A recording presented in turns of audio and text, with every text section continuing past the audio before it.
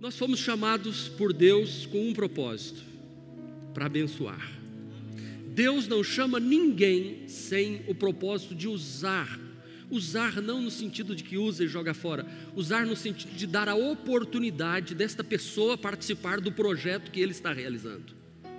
É maravilhoso quando você se sente parte de um projeto. Quando você se sente importante na realização de algum empreendimento. E não há coisa melhor, não há projeto mais, vou ser redundante, mais maravilhoso, porque maravilhoso já é forte. Não há coisa melhor do que você participar de um projeto que visa a salvação eterna de pessoas. Não apenas a vida da pessoa aqui, no tempo curto de vida que ela tem, que é 70, 80, 90 e alguns chegam a 100 anos, já tem pessoas chegando a 100, passando de 100. E a expectativa de vida tem aumentado. Mas o importante é saber que você está ajudando a pessoa a viver aqui e está também contribuindo para a vida eterna que ela terá depois da morte. Nós somos chamados para isso. Eu quero ler com você Êxodo capítulo 4, que é o chamado de Deus a Moisés para libertar o povo de Israel, que já vinha 430 anos escravo no Egito.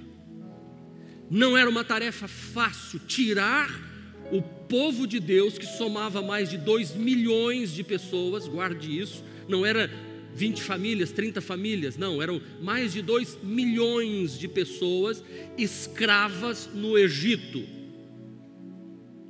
E Deus chama Moisés para ir enfrentar Faraó, enfrentar o Egito e tirar estas vidas da escravidão, da miséria, da violência imposta pelos seus algozes e levá-los a uma liberdade, a uma terra produtiva que se chamava de terra que mana leite e mel.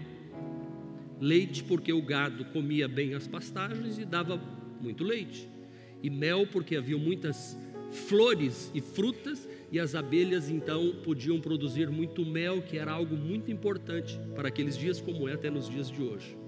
Ou seja, terra de fartura, terra de abundância. Então guarde um chamado de Deus para um homem ir ao Egito,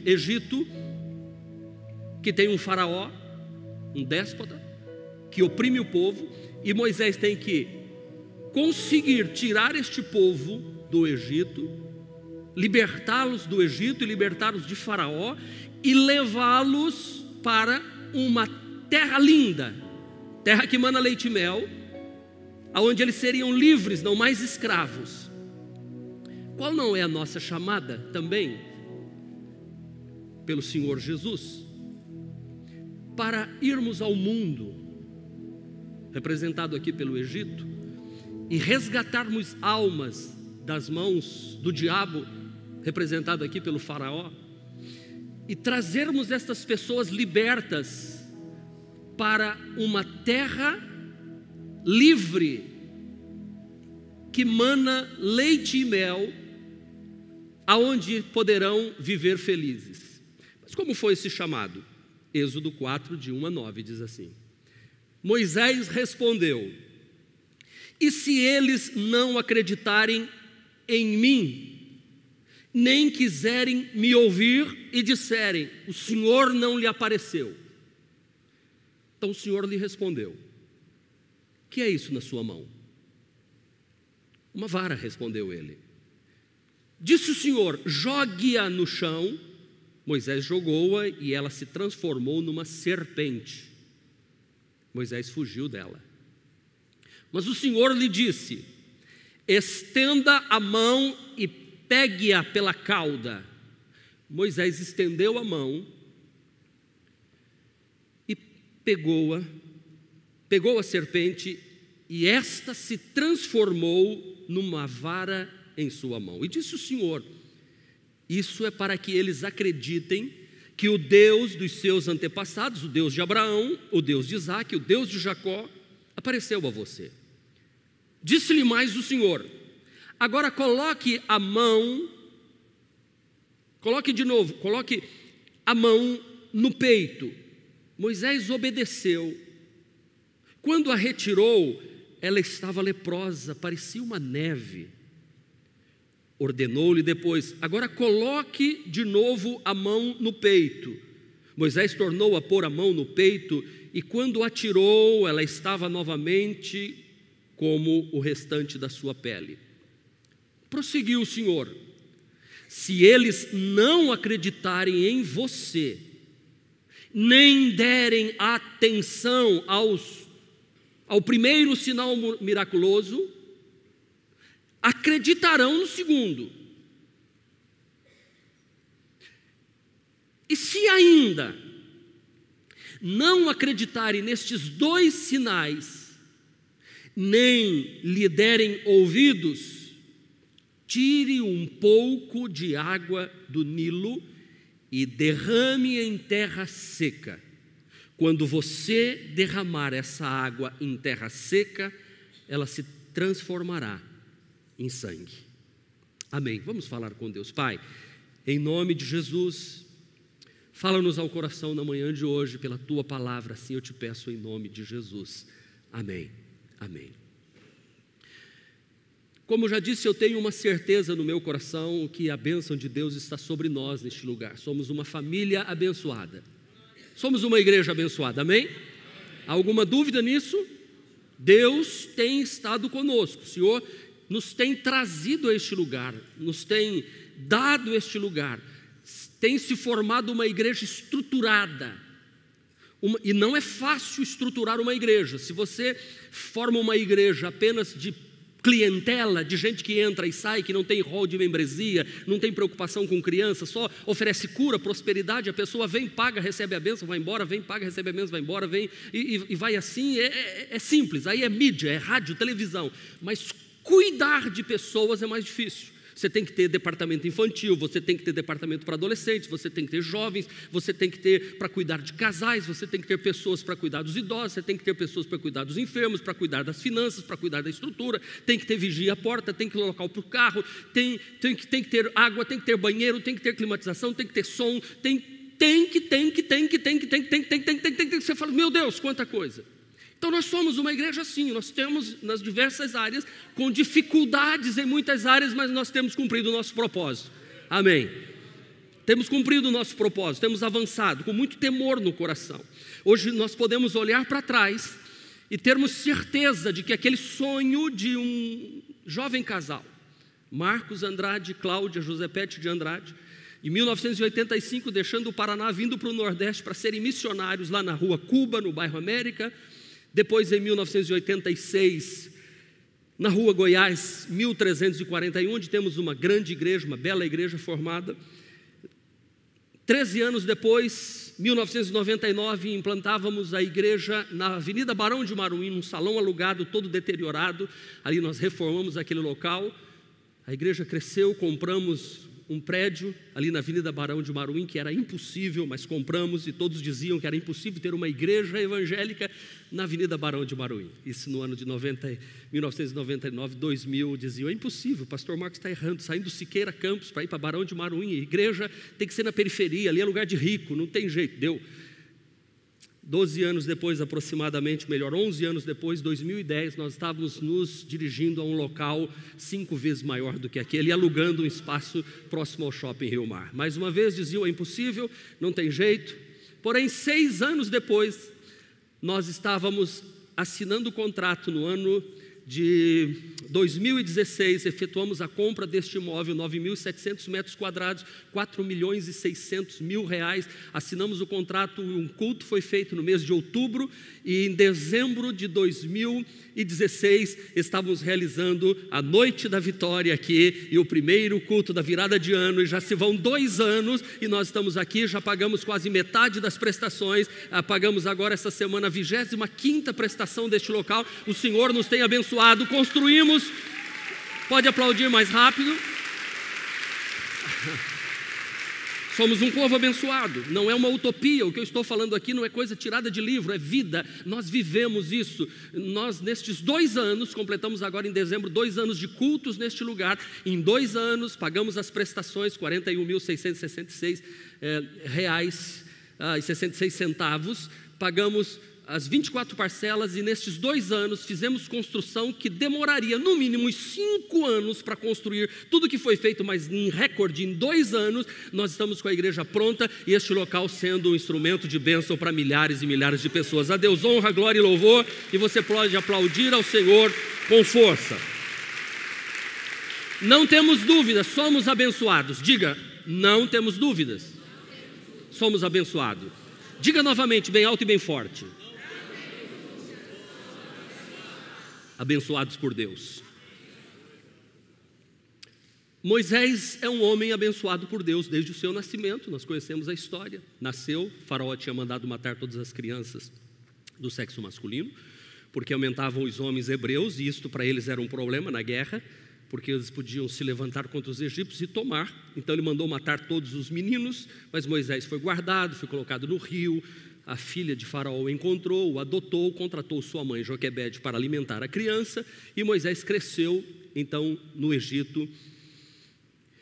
Ele passa 40 anos sendo criado no Egito, abençoado por Deus, abençoado, já desde o nascimento. Sua infância foi abençoada, porque tinha o carinho e todo o poder do império financeiro do Egito. Aliás, ele era filho da filha de Faraó, e tinha sua mãe do lado cuidando dele. É demais, fala assim, é demais, é muita coisa. Aos 40 anos ele precisa fugir, porque ele, querendo ajudar o povo hebreu, querendo abençoar, ele abençoado, querendo abençoar alguém, ele mata um egípcio para defender um hebreu, e ele tem que fugir do Egito. E agora então ele passa mais 40 anos cuidando das ovelhas do seu sogro. É uma guinada na vida dele. É assim, ó, tum, depois faz tum, 40 anos subindo e 40 anos descendo. A vida dá certas guinadas mesmo. Se prepare se ainda não deu na sua vida. Aliás, a vida da gente, ela tem, alguns dizem 4, 5 ou 6 guinadas. Podem ser guinadas boas e guinadas ruins. A vida de todo mundo é assim. Tem um momento da sua vida que você tem que saber qual profissão vai escolher. É uma das guinadas que nós damos na vida. Outra guinada, com quem você vai se casar, porque isso aí é uma guinada violenta. Porque você une a sua vida a outra vida e não sabe se esta outra pessoa vai corresponder a você ou se você vai corresponder a ela também. E pode dar uma guinada também em casamento. Conheço muitos casamentos que deram guinadas para baixo. Pode dar guinada para cima. Outra decisão, ter filho ou não ter filho, quantos filhos ter. Uns optam por não terem filhos, outros 1, 2, 3. E assim a vida. E tem as surpresas que a vida reserva. A perda de um filho. Eu sei que eu estou falando para gente que perdeu o filho, a perda de um marido, um luto. Gente que perdeu o pai, perdeu a mãe. Guinadas. O que acontece? A gente tem que estar preparado. De desemprego. Você não se emprega, desemprega 10 vezes na vida. Sinal que tem alguma coisa errada com você. Mas pelo menos 1 ou 2 você tem essa experiência. São guinadas. E Moisés está aqui agora no limiar. Com 80 anos de idade, Deus chama Moisés. E a tarefa de Moisés é das mais difíceis. Ele tem que enfrentar Faraó. Ele tem que colocar o dedo na cara de Faraó. É como alguém colocar o dedo na cara do Trump, presidente dos Estados Unidos, ou até anotei o nome dele aqui, do presidente lá da Coreia do Norte, Kim Jong-un. Chegar para ele e dizer assim, Kim Jong-un, solta esse povo que você está oprimindo aqui na Coreia do Norte. Ele aperta um botão e bota um míssil para te levar para outro lugar. É mais ou menos isso aqui. Moisés tem essa tarefa dificílima. E Deus então diz para ele assim, olha, eu vou lhe dar 3 sinais. E eu quero que estes 3 sinais sejam 3 sinais para você também, que tem esta nobre missão de abençoar pessoas, de abençoar famílias, de abençoar casamento, de abençoar uma igreja. Isto é para mim 3 sinais que eu tenho que abraçar como pastor desta igreja. Primeiro sinal foi que Deus disse assim, Moisés, o que é que você tem na mão? Porque o questionamento de Moisés é dizer, eles não vão crer em mim, ou seja, como é que eu vou fazer um negócio tão grande desse? Eu não sou capaz. O que você tem na mão? Uma vara. um cajado, jogue-a no chão. Ele jogou, ela se transformou em serpente. Deus diz: pegue pela cauda. Ele pegou novamente, mesmo com medo e correndo, ele estava com medo. A Bíblia diz que ele fugiu, mas Deus diz: pegue pela cauda. E nós sabemos que pegar uma serpente pela cauda não faz sentido, porque ela vai virar e te picar. A serpente se pega pela cabeça, não pela cauda. Mas Deus diz: pegue, para você perder o medo. Perca o medo. Perca o medo do que vem pela frente, perca o medo das coisas que vão acontecer. Você vai ter que estar muito bem para não correr mais desse cajado que se transformou em serpente, porque vão existir outras circunstâncias que você vai ter que vencer aqui agora comigo para vencer em outros momentos que surgirão de serpentes no seu caminho. Ele pegou, ela transformou em vara novamente. Deus disse: agora põe sua mão no peito. Coloque sua mão no peito. Coloque a mão assim. Coloque sua mão direita sobre o peito. Não é tão difícil, coloque isso. Não é tão difícil. Coloque sua mão, não é tão difícil. Não é tão difícil, irmão. Irmã, vai, irmã. Gente, é duro olhar daqui de cima. Ou não estão entendendo, ou não querem pôr a mão. Põe a mão no peito, irmão, não vai matar, não. Irmão, põe a mão no peito, irmão. Tá, deixa para lá. Estou cansado. Põe a mão no peito. Tire a mão agora. Já pensou você tirar a mão e ela vir leprosa? Olhe para a mão agora. Põe a mão de novo. Tire novamente. Está restaurada novamente. Uau! Uau! Esse é o segundo sinal, Moisés. Diante do povo, você faça o primeiro sinal. Se eles não crerem no primeiro sinal, vão crer no segundo sinal. Se não crerem nos dois primeiros sinais, então você vai pegar a água lá, veja, não foi ali, lá no rio Nilo, lá no Egito, já em missão, já em andamento ao que eu estou te mandando fazer, lá. Quando surgir a situação de que eles não creram, você jogou e a vara virou serpente, você pôs a mão de curas e eles não acreditaram, então você vai e pega um pouco de água do rio Nilo e derrama sobre a terra seca. E quando derramar a água sobre a terra seca, ela vai virar sangue. Esses são os 3 sinais que Deus deu a Moisés, chamando-o para ele abençoar o povo de Israel que está escravo no Egito.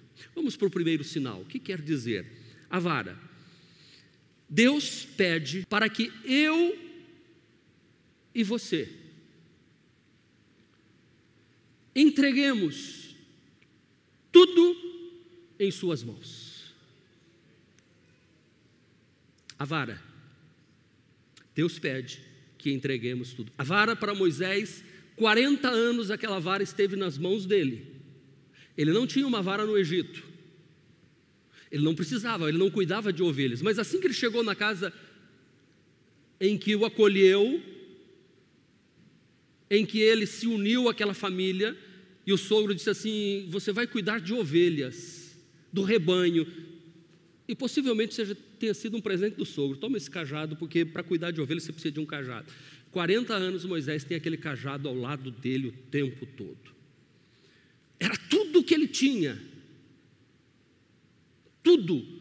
Era a sua fonte de recurso para sustentar a sua família. A vara era um instrumento e Deus manda entregar aquela vara para ele. E é por isso que você encontra na Bíblia Sagrada,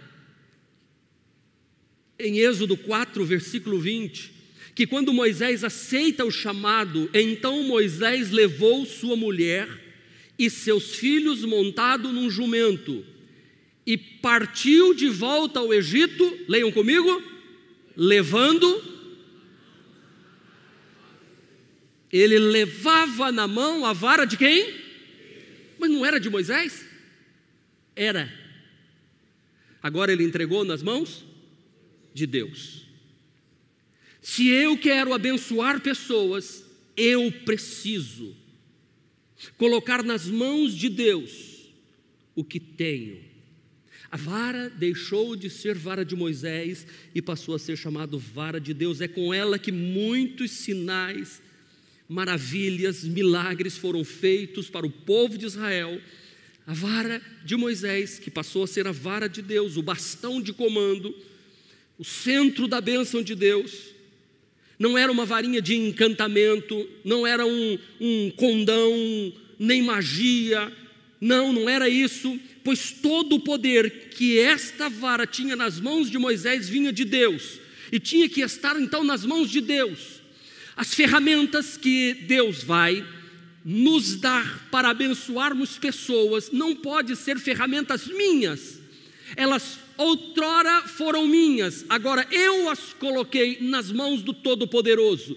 Eu não sei qual é a ferramenta que você tem e vai colocar nas mãos de Deus. Aquele cajado, aquela vara de pastor de ovelhas no deserto de Midian, por um espaço de 40 anos, na mão de Moisés, serviu para trazer o sustento para a família dele. Nas mãos de Deus, não era só para a família de Moisés, mas era para mais de 2 milhões de pessoas, porque com esta vara ele estendeu e o mar vermelho se abriu. Com esta vara ele tocou na rocha e brotou água. Com esta vara tudo foi acontecendo. Eu quero dizer para você, você pode ter um estetoscópio de médico e pegar este estetoscópio e pôr nas mãos de Deus. Você pode ter como é que é? Conselho de Medicina Regional, CMR. É isso aí, ok. E você diz, está aqui, você pode ter a carteira da Ordem dos Advogados vermelhinha, com aquela estrelinha assim, ou uma carteira mais poderosa ainda de juiz ou de juíza, e você diz, está aqui nas mãos do Senhor. Você pode ter uma chave de fenda, um alicate de eletricista, e diz, está nas mãos do Senhor, eu coloco nas mãos de Deus. Você pode ter uma vassoura e um pano que você faz uma faxina na casa e diz, isso aqui é para a glória de Deus, e eu vou fazer isso aqui para a glória de Deus, não é mais minha, está nas mãos de Deus. Você pode ter um certificado, um curso. Você pode ter uma máquina de costura como a de Dorcas, as agulhas de Dorcas, que fazia roupas para as viúvas, e quando ela morreu, as viúvas chegaram lá e disseram assim, ô Pedro, olha as roupas que Dorcas fazia para a gente. E Pedro foi e orou, e Deus a ressuscitou, aleluia. Porque quando eu coloco o meu instrumento de trabalho nas mãos do Todo-Poderoso, o Todo-Poderoso usa para abençoar outras pessoas, e isso volta para a minha vida depois, aleluia. Coloca nas mãos do Senhor o que você tem, os teus dons, os teus talentos. Não era mais de Moisés, agora era de Deus. Era de Deus. E esta vara chegou lá diante do faraó. Ele pegou e jogou ela no chão, ela virou uma serpente. Novamente. O faraó olhou, chame os meus encantadores. Veja que o diabo também engana, e engana muito bem. Os encantadores pegaram as varas, não sei como conseguiram isso, jogaram no chão, e a vara dos encantadores, as varas dos encantadores também se transformaram em serpente. Uau! Digo, o mal também tem poder, muito poder. Só que agora Moisés não corre mais, porque aquilo que ele ficou com medo lá atrás, ele não tem mais medo. A serpente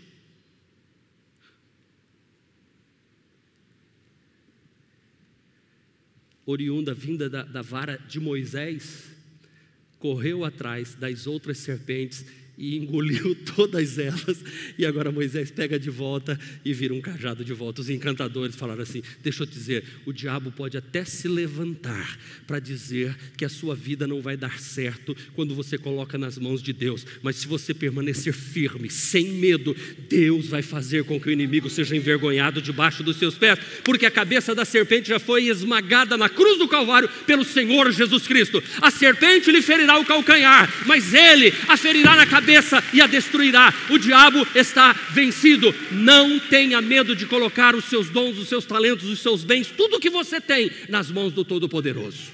Ainda que seja a tua fonte de renda, põe nas mãos do Senhor.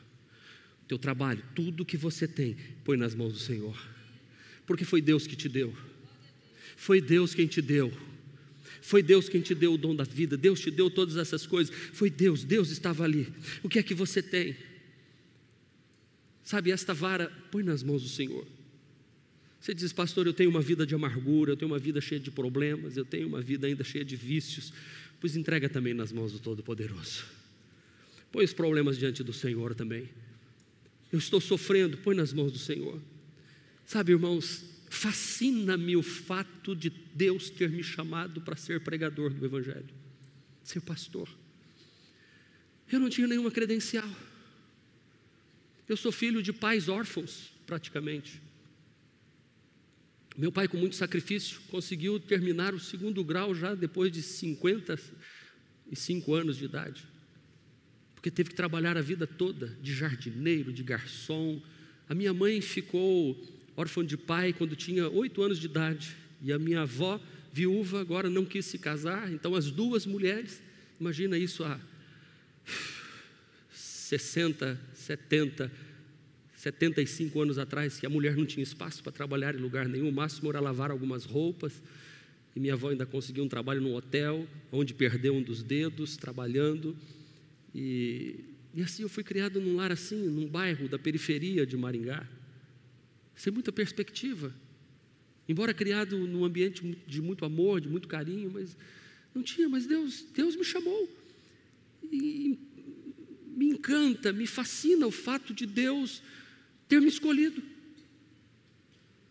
Deus coloca ao meu lado uma esposa maravilhosa, me dá filhos maravilhosos, me traz para uma cidade maravilhosa, me faz pastorear uma igreja linda e maravilhosa, que cresce a cada dia. Como disse a vocês, uma história de que de 10 em 10 anos, você vai ver, de 10 em 10 anos a igreja dá uma guinada, daqui mais 8, essa igreja vai dar outra guinada, que você não tem ideia, enfim, cada vez acelera mais. Mas fascina-me o fato, eu sei que não sou eu, é aquela vara que foi colocada nas mãos de Deus, um bordão, algo simples, que eu disse, Senhor, está aqui. Eu era funcionário da Universidade de Maringá, eu disse, eu entrego o meu trabalho, eu vou me colocar nas mãos de Deus. Muitos diziam, é loucura, você está dentro de uma universidade, você tem chance aqui de estudar agora, se formar, todas as portas se abrirão, você já está aqui dentro, você é concursado. Eu tinha 20 anos de idade e eu cheguei e pedi demissão, me disseram, você sabe que se pedir demissão, você perdeu a sua chance. E eu falei, não, eu entreguei nas mãos do Senhor, e hoje eu posso olhar para trás e dizer assim, louvado seja o nome do Senhor, porque com tantas lutas e dificuldades, mas o Todo-Poderoso colocou a sua mão e me abençoou, e abençoou você, e abençoou a todos nós, e tem abençoado esta igreja, e é toda a honra, e toda a glória, e todo louvor é ao Senhor. Por isso me fascina o fato de que Deus escolhe coisas loucas, coisas que não são, para confundir as que são, as sábias.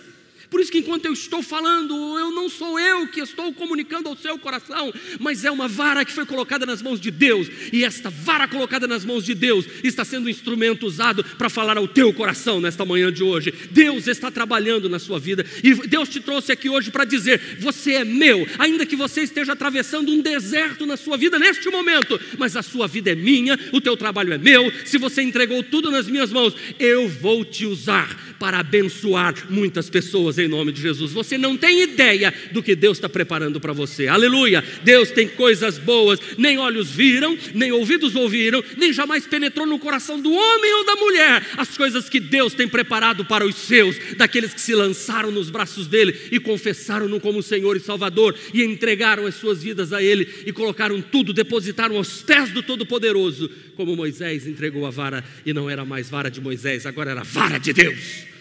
Aleluia!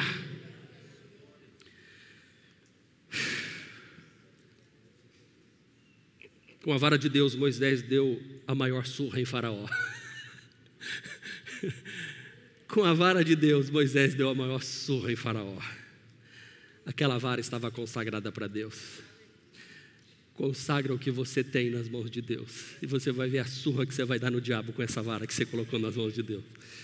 Você vai ver os seus bens aumentando cada vez mais, e você dizendo, quanto mais o Senhor me der, mais eu faço. Quanto mais o Senhor me der, mais eu faço. Quanto mais o Senhor me der. Não tenho nada por precioso nesta vida, a não ser o meu Deus, o meu Senhor. Chamados por Deus para abençoar, primeiro tem que colocar tudo nas mãos de Deus. Segundo, a lepra. A lepra. Põe a mão no coração de novo, rapidinho.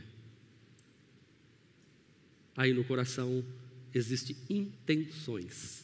Diga, intenções. Que só Deus conhece. Tira a mão e fala assim, põe de novo. Graças a Deus.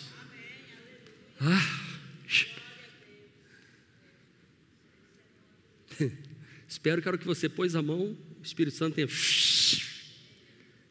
E você pôs a mão de novo, o Espírito Santo e o sangue de Jesus tenha lavado. Entendeu? Não preciso nem pregar mais, né? Essa parte já está claríssimo. Por que é que Deus pede para Moisés? São várias as interpretações, mas eu quero ir por um caminho um pouco diferente hoje, porque Deus falou comigo ontem à tarde aqui na igreja. Eu e a pastora passamos a tarde de 2 até as 6h30, 7 da noite, silêncio total aqui, estava com saudade da igreja, passamos a tarde aqui, e Deus falando ao meu coração aqui, olha, disse mais o Senhor, coloque a mão no peito. Moisés obedeceu, quando a retirou estava leprosa, parecia neve. Ordenou-lhe depois, agora coloque a mão no peito. Moisés tornou a pôr a mão no peito, e quando tirou, ela estava novamente como o restante da sua pele. Confesso que nas primeiras vezes que li este texto, me pareceu sem sentido. Coloca a mão no peito, tira a mão do peito. A mão, ela simboliza a ação demandada pelo próprio Deus a nós. O peito fala da nossa verdadeira intenção, por mais oculta que seja. Está nas mãos de Deus, mas o meu peito tem algumas intenções, tipo, eu quero servir a Deus de todo o coração, eu quero tocar para a glória de Deus. Aí o menino entra num quarto e estuda, e ele quer vir, pastor, passa no exame, que é um crivo tremendo ali com o Ricardo, o John, a turma toda, e o cara, provado, o cara é bom, ou o baterista que está aqui treinando e tal. Aí seu irmão quer usar esse dom para louvar a Deus. Amém? Aí ele sobe, pega a guitarra e pá. E lá no fundo ele fala assim, consegui o que eu queria. Aqui é foto, Luciano. Qual era a intenção do coração dele? Só Deus sabia, mas todo mundo achava que a intenção era... O pastor também, o cara está estudando teologia. Como alguém um dia sentou aqui e disse, pastor, eu quero pregar, mas eu quero pregar melhor do que o senhor. Eu falei assim, opa, que joia, isso não é difícil não. Só uns 30 anos aí você vai pegando a prática e pega a unção de Deus. Você tem que ter vida no altar, experiência com Deus. Você não consegue isso em 6, 7. Não, pastor, eu quero fazer isso que o senhor demorou 30, eu quero fazer em 2 anos. Eu falei, impossível. Quer dizer, parecia que a intenção era pura. Quero pregar o evangelho, mas com qual propósito? Não, porque eu quero ser o melhor.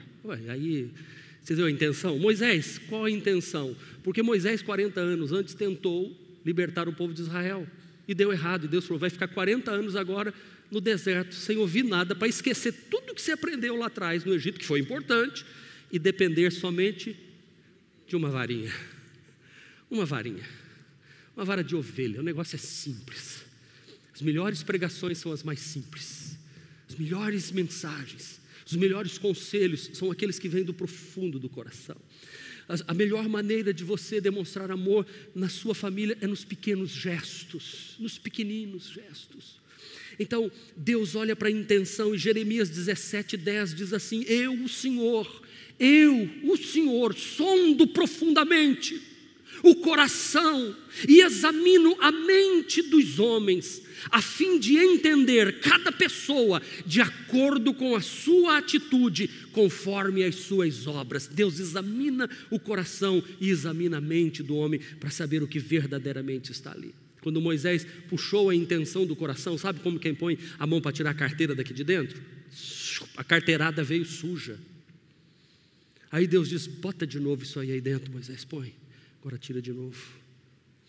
Não importa o que no passado você já fez, Deus agora te chama para abençoar. Os erros, as coisas horríveis que você já fez, abortos. Tem gente precisando de libertação.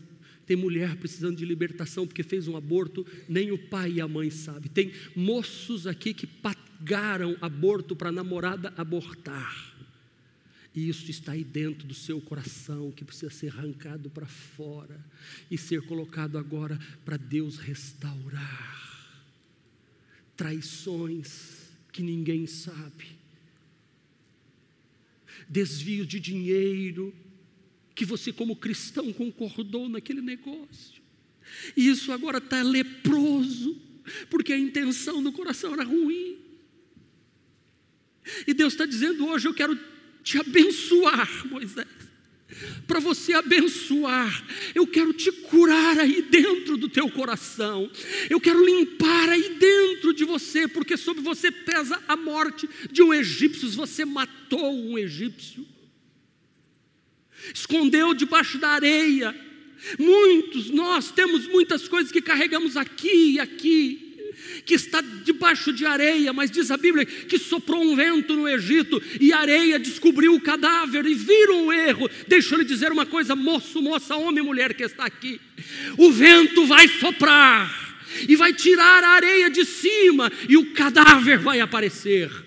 Por isso Deus fez Moisés colocar a mão aqui e tirar, para mostrar: Moisés, isso que é mal na sua vida eu vou curar. Uma outra maneira de analisar isso é dizer: Moisés, daqui para frente o teu corpo está fechado agora. Moisés, eu limpei, foi por dentro, eu tirei, foi de dentro a lepra aí do seu coração. Você pôs a mão sobre o coração e a lepra que estava aí eu arranquei, e você pôs de novo e agora está purificado. O que Deus está dizendo para você: eu perdoo os teus pecados e agora vá limpo, lavado pelo sangue do Senhor Jesus Cristo. Você vai abençoar pessoas. Naquilo que você passou por problema, naquilo que você sofreu, você vai ser usado por Deus para abençoar outras pessoas. É como se Deus estivesse dizendo: pode ir que eu te garanto, doença nenhuma vai te derrubar, nenhuma acusação de Satanás, nada vai te destruir, vai te jogar por terra. O salmista Davi, no Salmo 139, verso 1, diz assim: Senhor, tu me sondas e me conheces.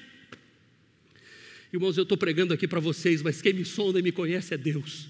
Nem minha mulher me conhece como Deus me conhece. Ela pode conhecer alguma coisa, mas não sabe tudo. Como eu não sei dela, eu não consigo, eu não sou Deus, mas Deus conhece.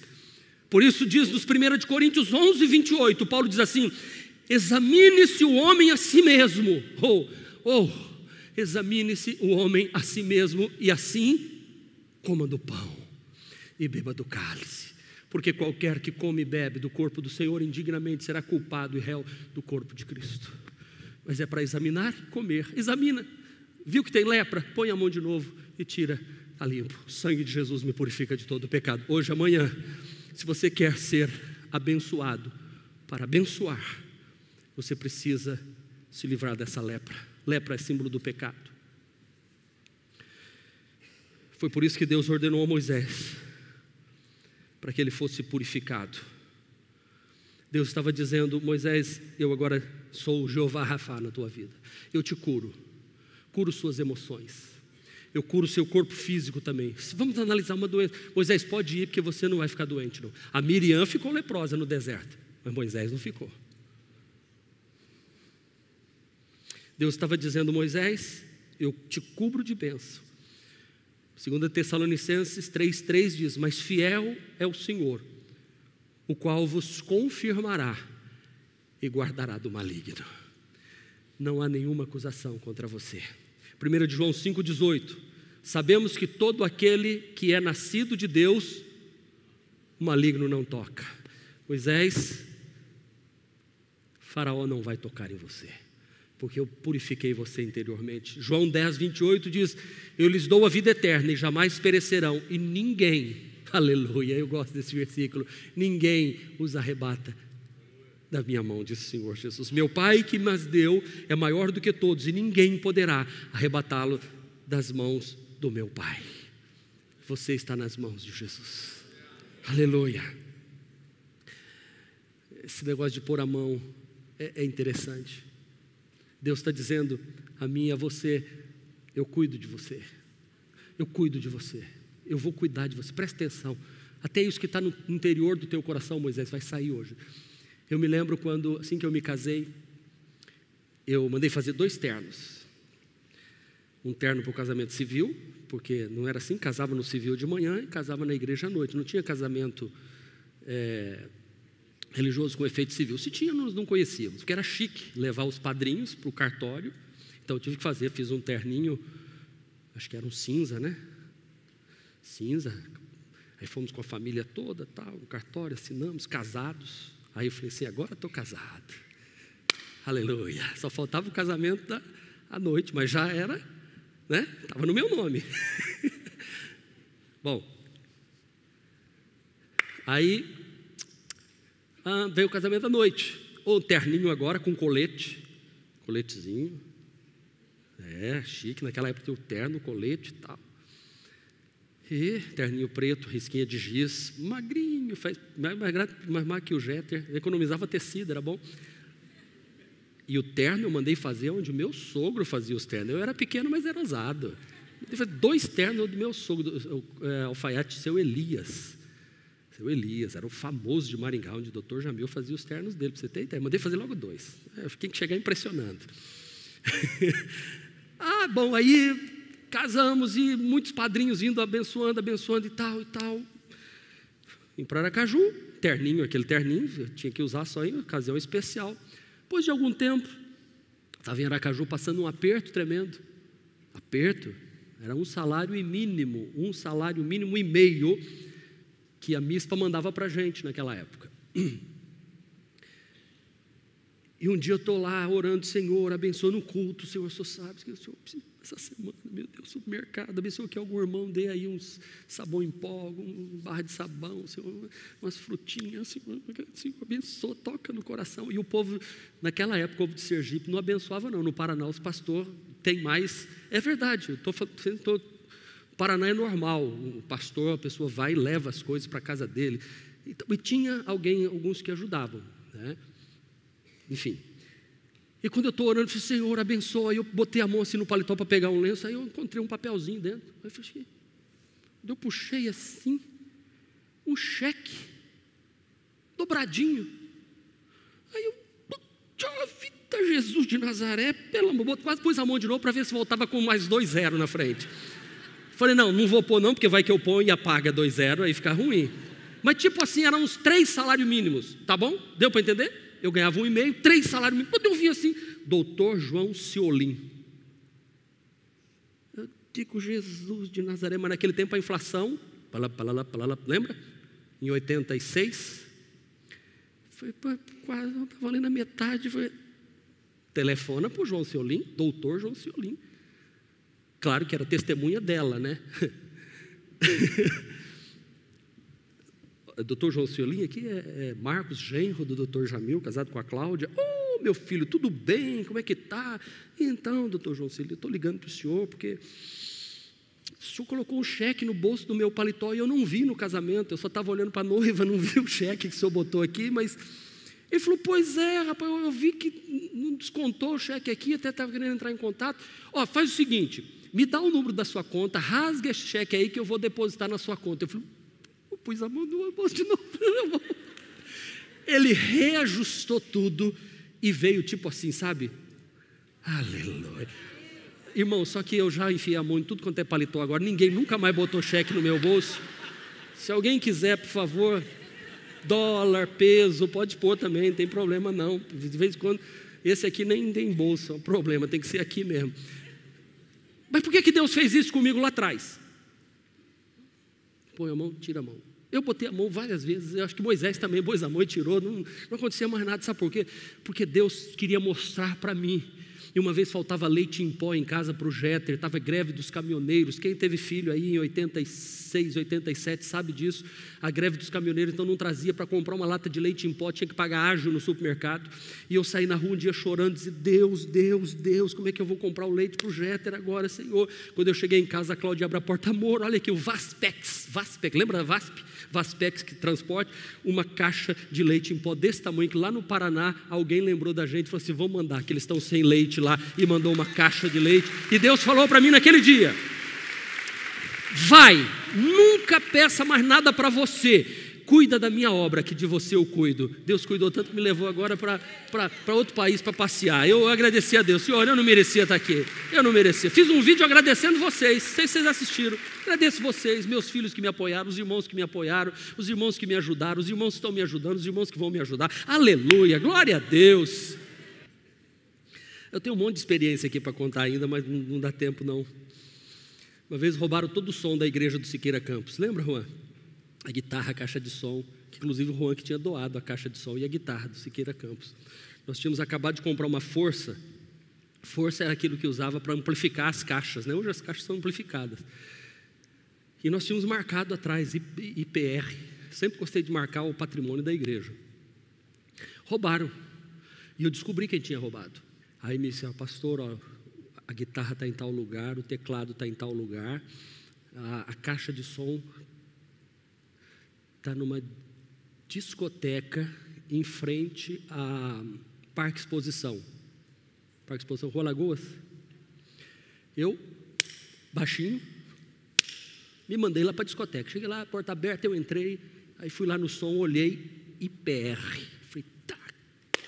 Fui para a delegacia. Cheguei lá, foi roubado o som e eu sei onde é que está na casa de fulano, assim, na rua tal e tal. Aí o delegado, espera um pouquinho, foi lá, daí a pouco voltou, entrou um camarada fardado de pistolona aqui do lado. Pois não? Estava eu e seu nonô. O delegado falou assim, ele está dizendo aqui que aquele som que está na discoteca é seu, você mora na rua tal, o pastor aqui está dizendo que aquela força é da igreja. Ele olhou para mim e falou assim, o senhor não tem medo de morrer não?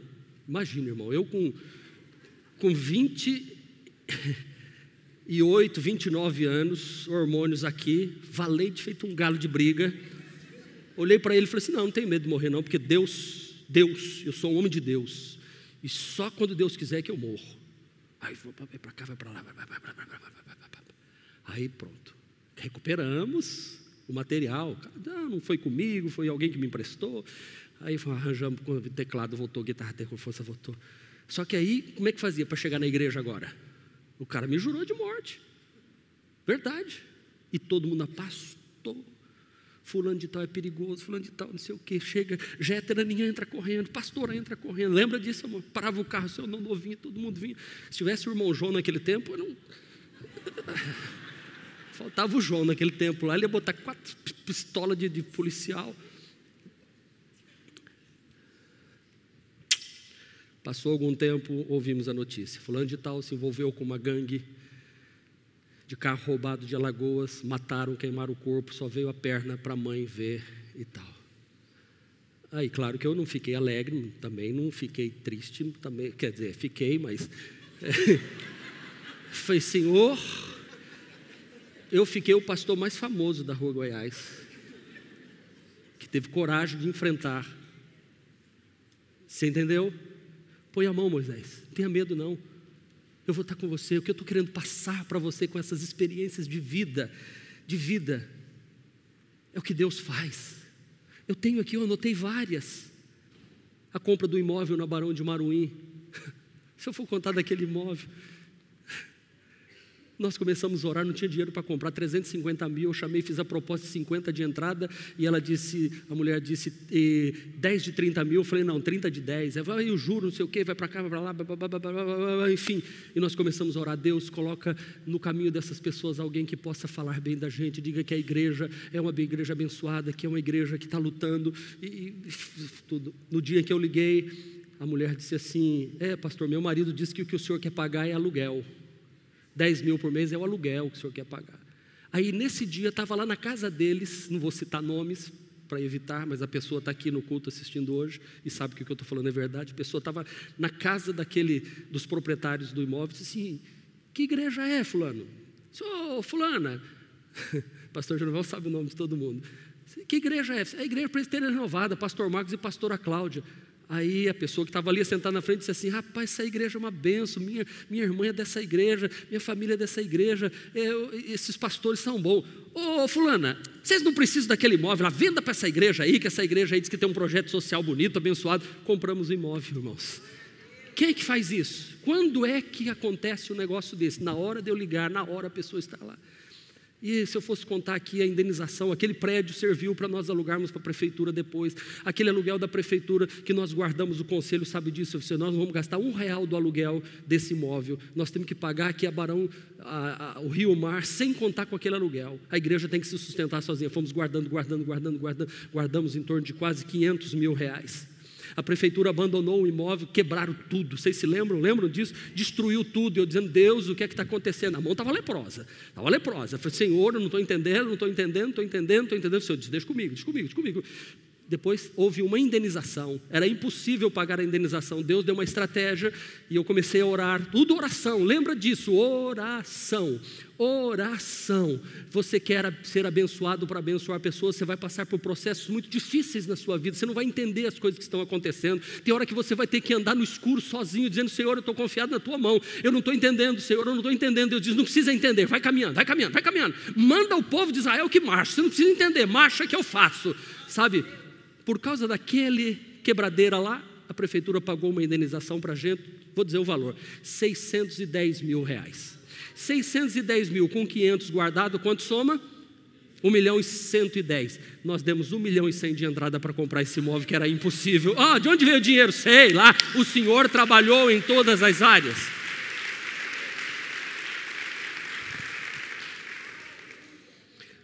Romanos 8:28, pega esse texto. E sabemos que todas as coisas concorrem para o bem daqueles que amam a Deus, dos que são chamados segundo o seu propósito. Você foi chamado por Deus. Que diremos, pois, diante destas coisas? Se Deus é por nós, quem será contra nós? Mas em todas estas coisas somos mais do que vencedores por meio daquele que nos amou. Irmãos, a melhor vacina contra a doença, a incerteza, a dúvida, é você saber que você está em um propósito de Deus, que você tem uma obra para realizar. Mas primeiro você tem que consagrar a vara a Deus. Depois você tem que saber que Deus vai verificar as verdadeiras intenções do seu coração. Até quando eu me ajoelho para orar, deixa eu contar essa experiência de intenção do coração. Dá tempo ainda. Um dia eu estava orando, dizendo, Senhor, me usa nesta noite, me usa com poder. Senhor, eu vou pregar naquele congresso hoje. Senhor, que quando eu pregar, muita gente se converta. Senhor, em nome de Jesus. Senhor, eu preciso que o Senhor me dê poder. Senhor, que eu estenda a mão assim e gente vem à frente. Senhor, que eu fale eloquente, que o Senhor me usa com poder. Senhor, vai ser lá no lugar tal, e aquela igreja pentecostal, e eu preciso de unção. Eu passei uma meia hora, Senhor, me usa com poder. Aí me usa, aí no final eu falei assim, em nome de Jesus, o Senhor sabe que eu te amo. Aquele silêncio. Aí Deus falou assim, você me ama ou você me usa? Você me ama ou você me usa?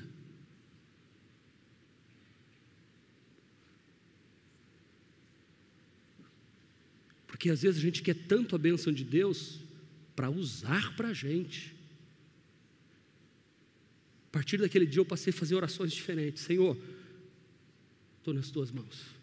Só quero dizer que eu sou teu, te amo, ando contigo. Senhor, se a mensagem for uma bênção, glória a Deus. Se não for, se eu me perder no raciocínio, Senhor, eu sei que o Senhor não vai deixar, porque o Senhor é meu Pai, mas Senhor, só não me deixa, Senhor. Senhor, não deixa eu sozinho não, Senhor. O Senhor fique comigo. Todos podem me abandonar, liderança pode abandonar, a gente pode fugir, a gente pode caluniar. Senhor, eu não estou nem aí, Senhor. Eu quero agradar o Senhor, importa agradar a Deus do que aos homens, Senhor. O Senhor é meu pastor e eu nada terei falta. Senhor, se Tu estás comigo, Senhor, ainda que eu ande por um vale, Senhor, Senhor, você está comigo, então eu te louvo, Senhor, e olha, está nas tuas mãos, Senhor. Acalma o coração, aí é diferente. Cuidado para você não estar usando Deus, porque Deus conhece as intenções do nosso coração. Eu encerro dizendo, chamados por Deus para abençoar o sangue. Deus autentica a nossa missão com sinais e maravilhas. E se ainda assim não acreditarem, você sabe, tudo que eu estou pregando aqui, tem gente que ainda não acredita, com evidências. Se ainda assim não acreditarem,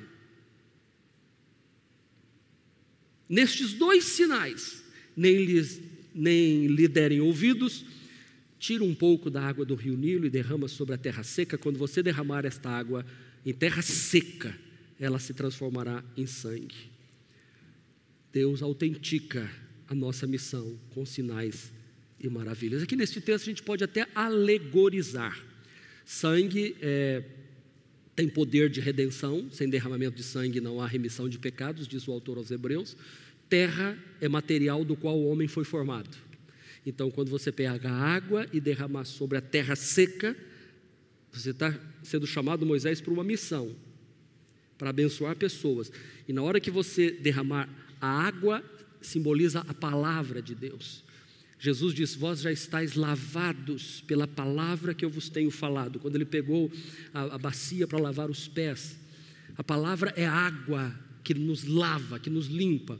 Esta água derramada em terra seca, que é o coração do homem, transforma-se em sangue, que é o sangue que purifica de todo pecado. Olha o que é que Deus estava mostrando para Moisés. É claro que esta água também representa a água do rio Nilo, que se transformou em sangue, não é? Toda a água do Egito se transformou em sangue, também representa isso, mas em especial é isso aqui. Deus está dizendo: eu vou chancelar tudo o que você fizer com sinais, prodígios e maravilhas. Eu tenho visto milagres acontecer neste lugar todos os dias. Você tem visto milagres aqui neste lugar.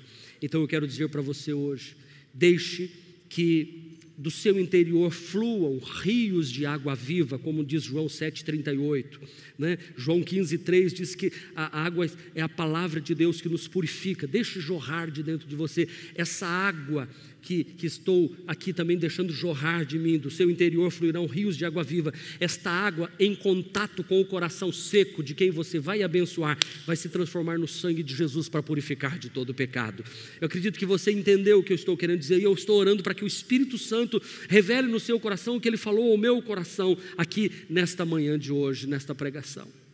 Quando o soldado romano feriu o lado do Senhor Jesus, saiu o quê? Água. Porque todo o sangue dele já havia jorrado e caído em terra seca. Todo o sol causticante da Palestina não conseguiu secar o poder do sangue de Jesus que derramou sobre aquela terra. Toda a chuva que já caiu lá na Palestina, em Jerusalém, não conseguiu diluir o poder do sangue de Jesus. A palavra que você ministra, ela se transforma no instrumento de Deus. Pega a água e derrama, vence na pregação da palavra. Que Deus esteja usando a mim e a você. Há uma promessa para mim e para você. Marcos capítulo 16, versículo 17. E estes sinais acompanharão os que crerem. Em meu nome, preste atenção, em meu nome expulsarão demônios, falarão novas línguas. O versículo continua dizendo: se beberem alguma coisa mortífera, não lhes farás mal. O Senhor está conosco. O Senhor está com o seu povo. O Senhor está no meio da sua igreja. Atente para a palavra de Deus. Deus está falando neste lugar. É momento de estar atento à voz de Deus. Uma vara, uma mão leprosa e uma água que se transforma em sangue. Deus nos chamou para abençoarmos uma nação inteira. Deus usou Moisés para abençoar o povo de Israel e levá-los à terra de Canaã. Moisés falhou na caminhada, que ele mesmo não pôde entrar na terra de Canaã. Mas eu quero que eu e você estejamos aqui hoje, prontos para dizer: Senhor, eis-nos aqui, Senhor. Que eu diminua e o Senhor apareça.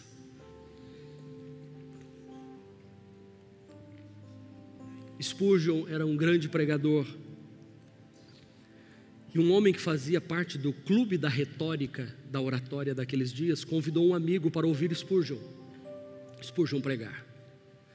Foram, assentaram nas poltronas almofadadas. Spurgeon pregou, falou sobre Jesus. Quando terminou, o amigo disse: o que você achou do homem?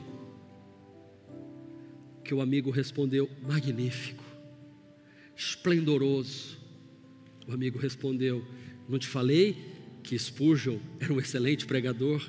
O amigo respondeu: Eu não estou falando de Spurgeon, eu estou falando do homem de quem Spurgeon falou, de Jesus de Nazaré. Que na manhã de hoje você fique com a essência da mensagem, que você ouça Deus falando com você na manhã de hoje. Deus dizendo: eu quero te abençoar, para você abençoar. Põe nas minhas mãos o que você tem. Comece colocando sua vida, depois vai consagrando seus bens, vai devolvendo a 10ª parte. Você tem um ano todo pela frente para dizer: Deus, eu tenho um salário, eu não vou roubar a Deus, eu vou consagrar a minha 10ª parte durante todo esse ano ao Senhor, porque o meu trabalho é do Senhor.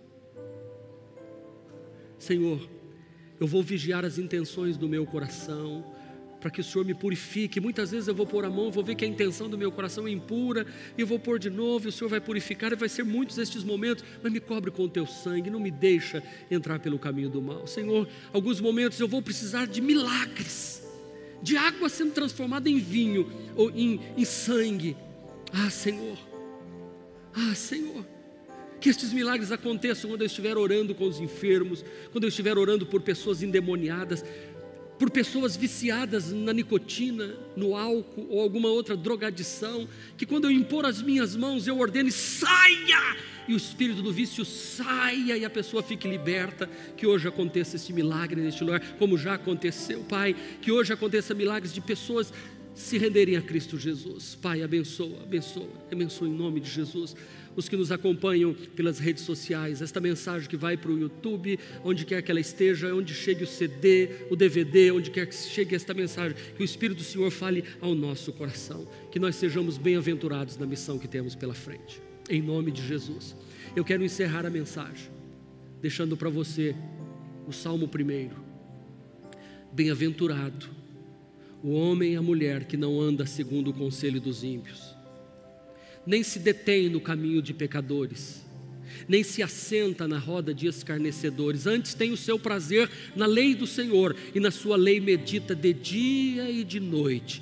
Pois ela será como árvore plantada junto a ribeiros de águas, que dá o seu fruto na estação própria, e as folhas não murcham e caem. Pega agora: e tudo quanto fizer prosperará.